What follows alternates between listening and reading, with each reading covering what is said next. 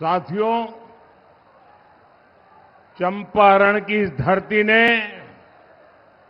हर युग में इतिहास को नई दिशा दी है। यहां की मिट्टी में जन्मे राजकुमार शुक्ल और प्रजापति मिश्र का स्वतंत्रता आंदोलन में बहुत बड़ा योगदान है। यहीं पर गांधी जी को महात्मा की उपाधि मिली थी। साथियों, चंपारण सत्याग्रह की ये धरती, ये संकल्प की धरती है। आज जब हम विकसित बिहार का संकल्प लेकर चले हैं, तो तब फिर से चंपारण की भूमिका बहुत अहम है। और बेतिया का ये जनसैलाब चंपारण का मूड बता रहा है। मैं सबसे पहले आप सबकी क्षमा मांगना चाहता हूं, आपकी माफी मांगना चाहता हूं, क्योंकि हम एनडीए के लोगों ने ये जो पेंडल बनाया, सोचा था कि इतना तो भर ही जाएगा, लेकिन आज पेंडल छोटा पड़ गया और पेंडल से में बैठे उसे ज्यादा 3-4 गुना लोग बाहर धूप में तप रहे हैं।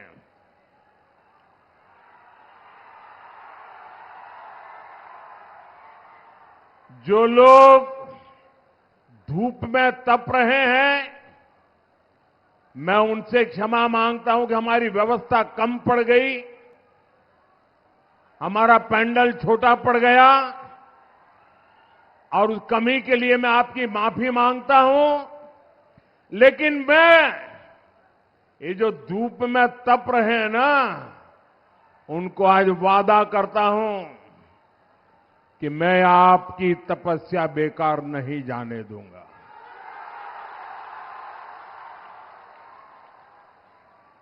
और मैं सवाया विकास करके आपकी इस तपस्या को लौटाऊंगा, ये मोदी की गारंटी है।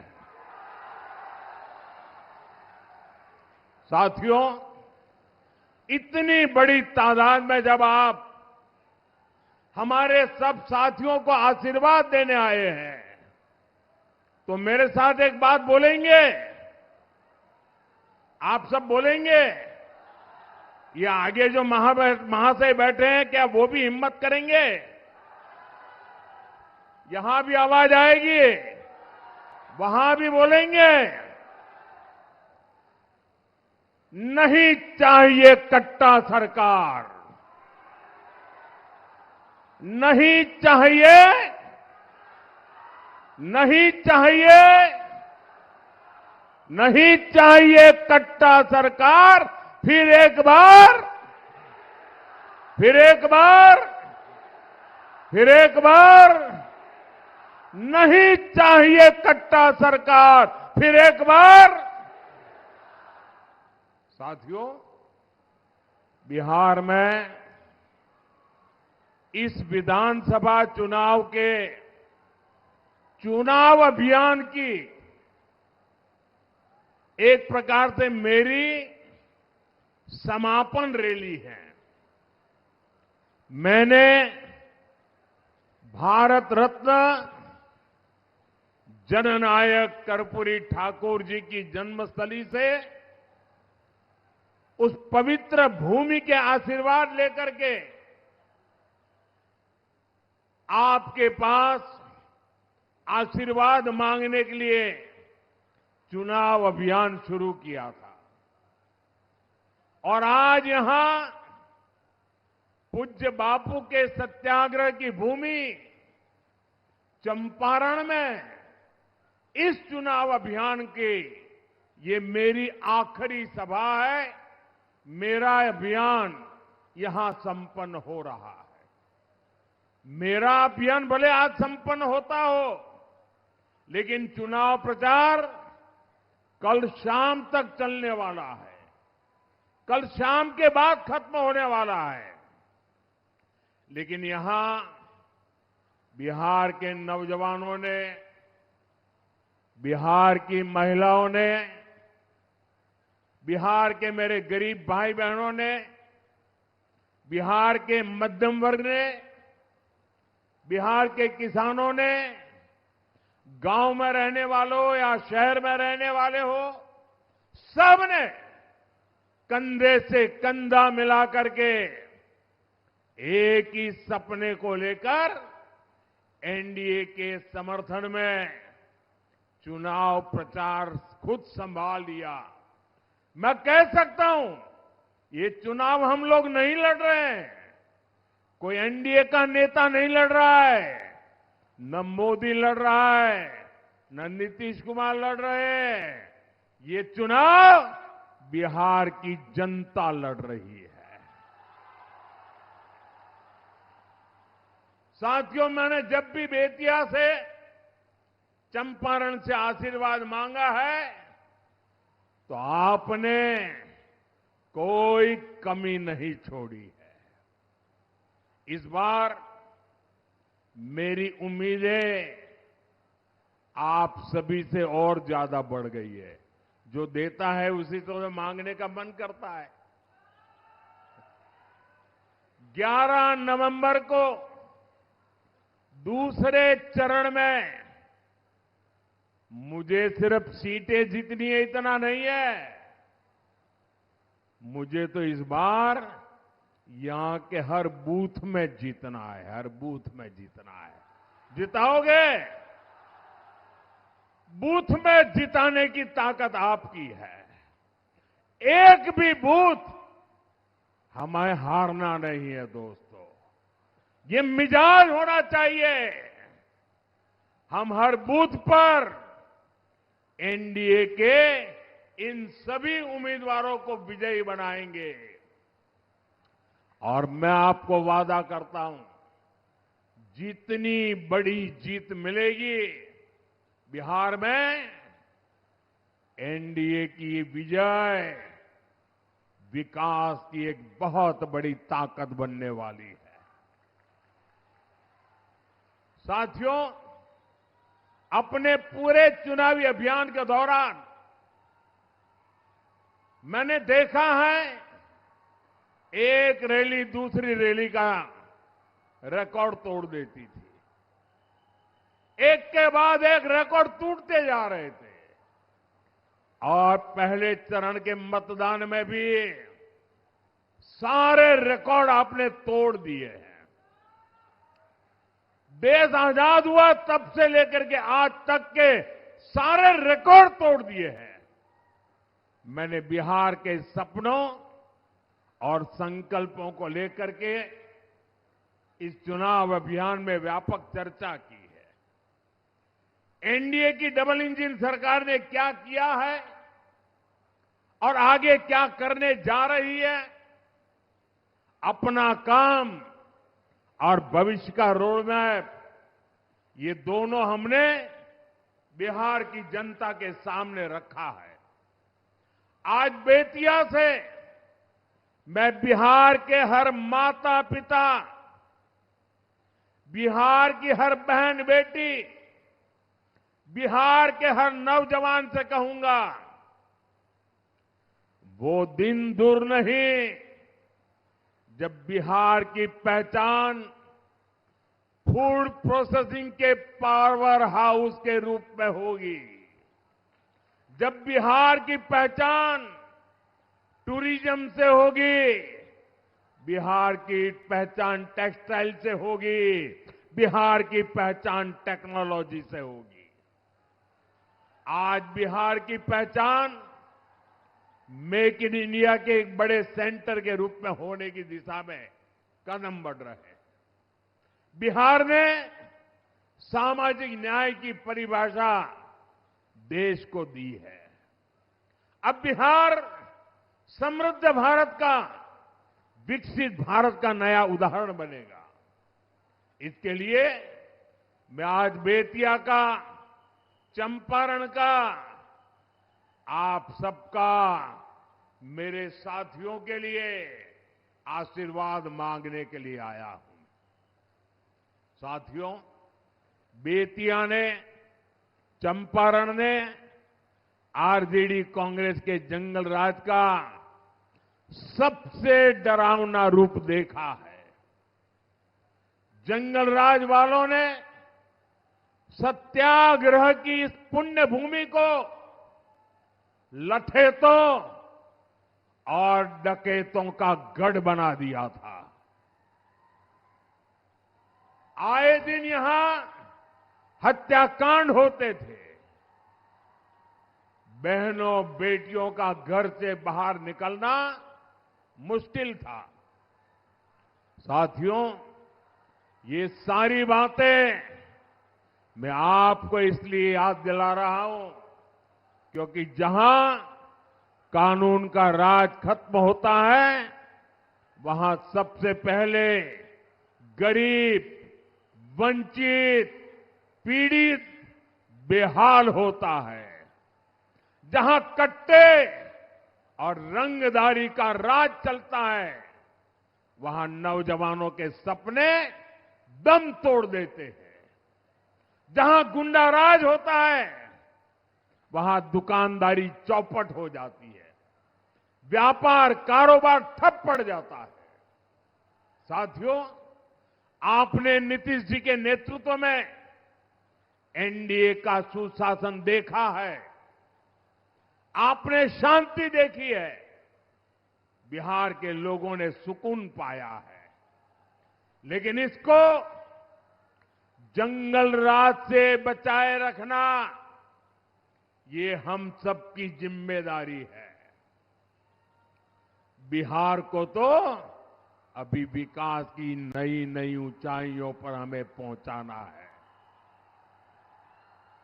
और इसलिए मेरे उत्साही नौजवानों, मेरे जोश से भरे नौजवानों, मेरे साथ बोलिए, एक साथ बोलिए, नहीं चाहिए कट्टा सरकार, नहीं चाहिए कट्टा सरकार, नहीं चाहिए कट्टा सरकार। फिर एक बार एनडीए सरकार, फिर एक बार एनडीए सरकार। साथियों, आप आरजेडी के नेताओं के इरादे देख रहे हैं। मैं आरजेडी की रैली का एक वीडियो देख रहा था। उसमें मीडिया वाले एक बच्चे से सवाल पूछते हैं और उस बच्चे को पूछा कि बेटा तुम लालटेन वालों की रैली में क्यों आया है? छोटा सा बच्चा लालटेन वालों की रैली में आया है और जब पत्रकार उसको पूछते हैं तो छोटा सा बच्चा भी बड़ा माथा ऊंचा करके कह रहा है कि आरजेडी सरकार रंगदार बनाती है और वो बच्चा कहता है मैं खुद रंगदार बनना चाहता हूं। भाइयों बहनों, ये 15-20 साल पहले की बात नहीं है, ये इसी चुनाव के वीडियो की मैं बात कर रहा हूं। हम यहां आईटीआई बना रहे हैं, इंजीनियरिंग कॉलेज खोल रहे हैं, मेडिकल कॉलेज बना रहे हैं और ये आरजेडी कांग्रेस वाले बिहार के बच्चों को रंगदारी के लिए प्रेरित कर रहे हैं। साथियों, ये चुनाव सिर्फ आरजेडी कांग्रेस की पराजय तक सीमित नहीं रहने चाहिए। आपको उस मानसिकता को हराना है जो बिहार के बच्चों में जहर का बीज बो रही है। साथियों, बिहार तभी आगे बढ़ेगा जब यहां के युवाओं के सपनों को, उनकी आकांक्षाओं को प्रोत्साहन मिलेगा। ये काम एनडीए की डबल इंजन सरकार कर रही है। एनडीए सरकार बचत भी बढ़ाती है और विकास भी करती है। हमारी सरकार ने ऐसे निर्णय लिए हैं, ऐसी नीतियां बनाई हैं जिससे हर परिवार को बचत होती है। 2014 से पहले जब दिल्ली में आरजेडी के समर्थन से कांग्रेस सरकार चलती थी, तब महंगाई चरम पर थी। वो समय याद कीजिए। जो 30, 35, 40 साल के लोग हैं, उनको तो जरूर याद आएगा। आपको याद है उस समय कौन से गाने चलते थे? महंगाई इतनी थी कि गाने चलते थे, महंगाई डायन खाए जात है, महंगाई डायन खाए जात है। ऐसे गाने तब कितने मशहूर हुए थे। आज आप देखिए, देश में जीएसटी बचत उत्सव चल रहा है। रोजमर्रा की जरूरत की जितनी भी चीजें हैं, उन पर जीएसटी या तो जीरो हो गया है या बहुत कम रह गया है। इसे खाने पीने का सामान, साबुन, तेल, दंतमंजन, जूते, कपड़े, ये सब पहले से कहीं ज्यादा सस्ते हो गए। बिहार में भी आप लोगों को स्कूटर, मोटरसाइकिल, पंखा, टीवी, फ्रिज, वॉशिंग मशीन, इन सारी चीजों की खरीद पर हजारों रुपयों की बचत हुई है। अगर मैं पिछले साल से तुलना करूं, इस साल अक्टूबर में, यानी पिछले साल का अक्टूबर महीना और इस साल का अक्टूबर महीना अगर मैं तुलना करूं, तो बिहार में पहले से 3 गुना ज्यादा मोटरसाइकिल की बिक्री हुई है। आप कल्पना कर सकते हैं? 3 गुना ज्यादा मोटरसाइकिल अकेले बिहार में बिकी है। साथियों, यही किस्सा मोबाइल फोन का भी है। पिछले वर्ष अक्टूबर में बिहार में करीब 6 लाख मोबाइल फोन बिके थे।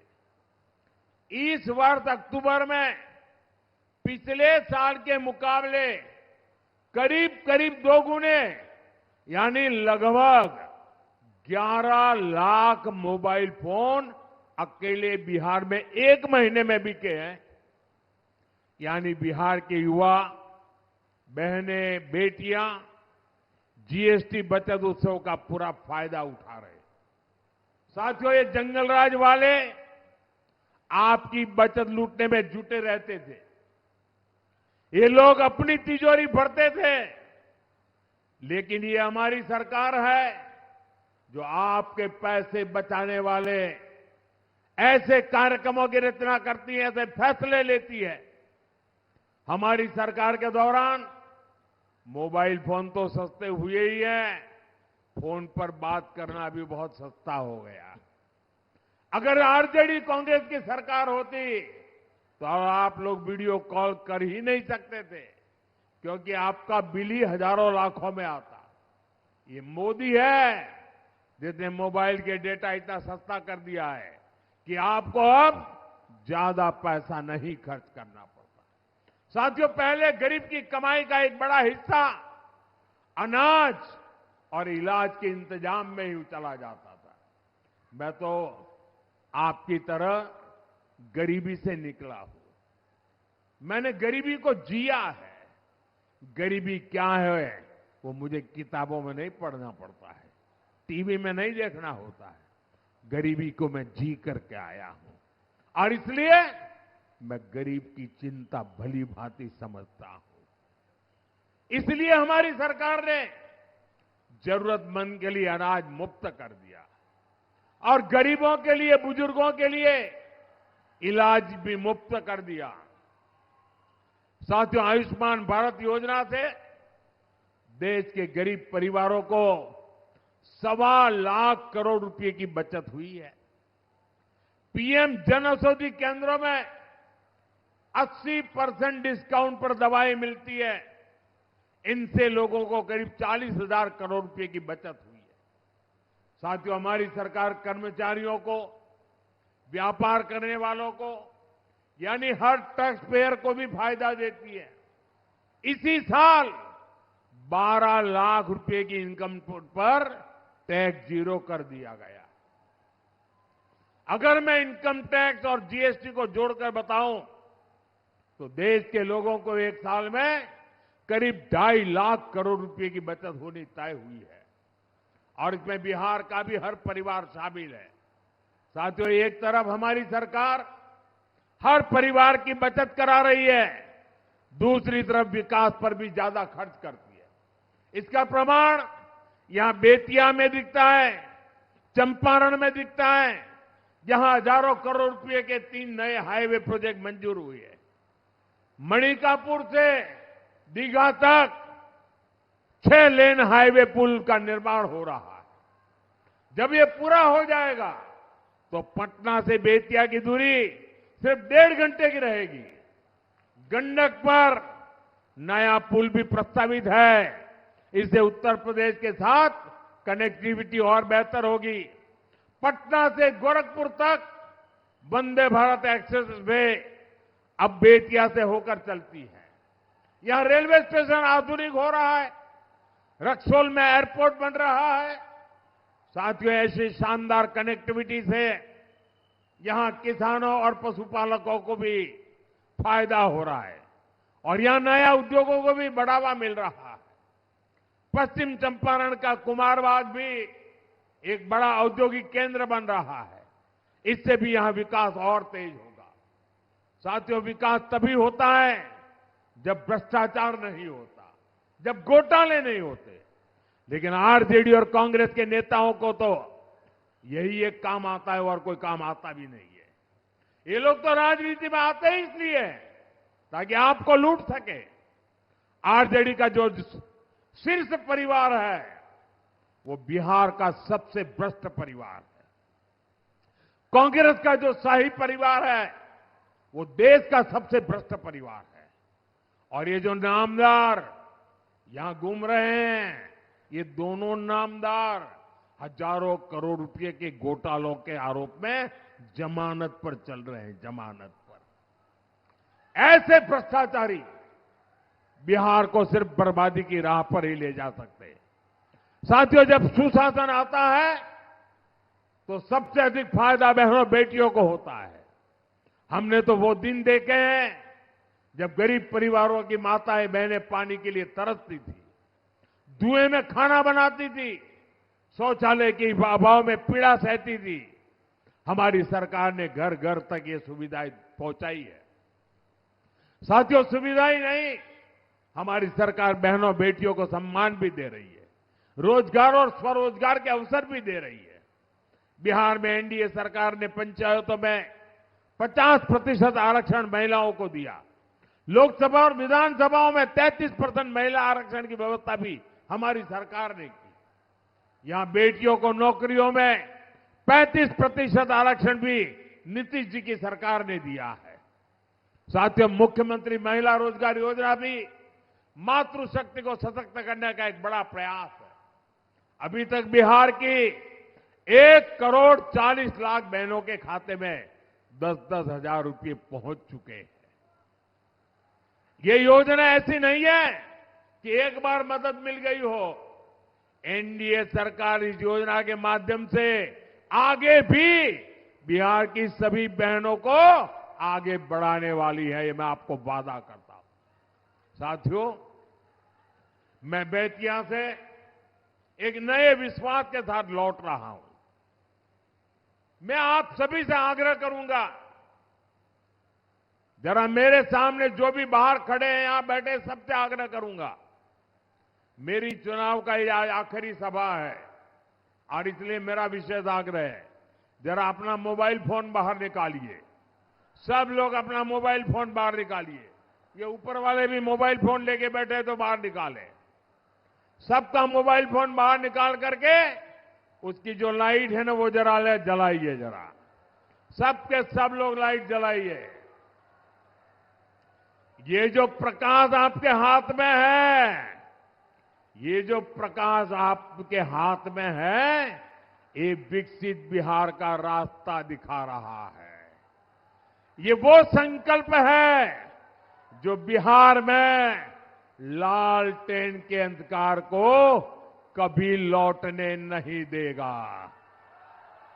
मैं बेतिया से, पूरे चंपारण से, पूरे बिहार से कहूंगा, अब मैं आज जब आपके पास से विदाई ले रहा हूं, आपके आशीर्वाद लेकर के जा रहा हूं, विजय के पूरे विश्वास के साथ जा रहा हूं, अभूतपूर्व विजय के पूरे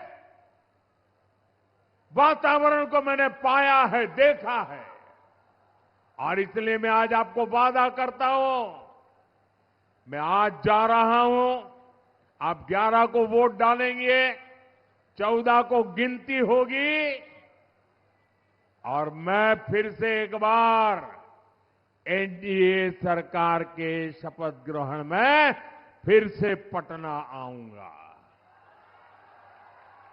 मैं छोटी बिटिया के हाथ में लाइट देख रहा हूं, यहां मुझे बिहार का भविष्य दिख रहा है। और यहां आपको मेरी बात याद रखनी है, 11 नवंबर को जहां जहां वोटिंग है, वहां पहले चरण के मतदान के रिकॉर्ड भी टूटने चाहिए। ये पहले चरण वालों ने अब तक के सारे रिकॉर्ड तोड़ दिए। अब आपका काम है पहले चरण वालों का रिकॉर्ड तोड़ना। तोड़ेंगे? हर बूथ में तोड़ेंगे रिकॉर्ड। रिकॉर्ड तोड़ने के लिए मेहनत लगती है, करनी पड़ेगी, करोगे? माताओं, बहनों, नौजवान साथियों, आपको विशेष रूप से नेतृत्व करना है। इसी आग्रह के साथ मैं आप सभी का बहुत बहुत धन्यवाद करता हूं। पूरी ताकत से मेरे साथ बोलिए, भारत माता की, भारत माता की, भारत माता की, वंदे वंदे वंदे वंदे वंदे वंदे वंदे वंदे वंदे। If you like this video, then like, share and subscribe to Mirror Now.